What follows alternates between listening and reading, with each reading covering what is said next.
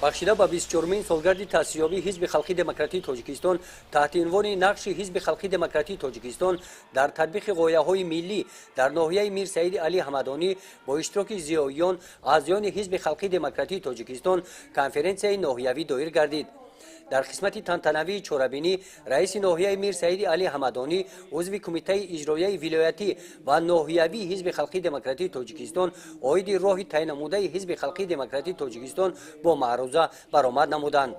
бо зоралии Одиназода қайд намуданд ки ҳизби халқи демократии тоҷикистон бо роҳбарии асосгузори сулҳу ваҳдати миллӣ пешвои миллат президенти ҷумҳурии тоҷикистон муҳтарам Эмомалӣ Раҳмон бо сиёсати ваҳдату созанда роҳи ҳақиқату ростӣ эъмори давлати муосири миллӣ ва фаъолияти бунёдкорона дар дили мардум роҳ ёфтааст. зикр гардид ки сокинони ноҳияи Мир Саиди Али Ҳамадонӣ бо иродаи мустаҳкам, иттиҳоду сарҷамъӣ, саъю талоши аҳлона, заҳмати содиқонаву софдилона, масъулияти баланд ва ташаббусҳои созанда нақша ва барномаҳои ҳизби халқи демократии тоҷикистонро дастгирӣ менамоянд.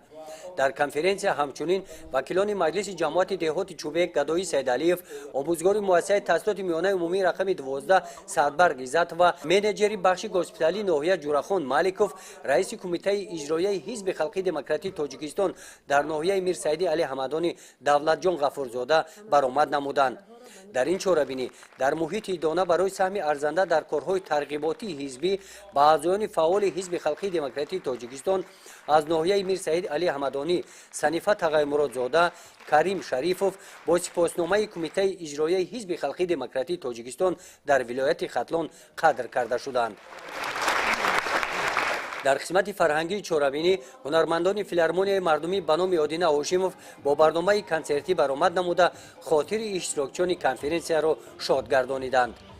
гузориши Хоҷа Назриев, Худойназар Зуҳуров аз ноҳияи Мир Саиди Али Ҳамадонӣ барои барномаи иттилооти Навид.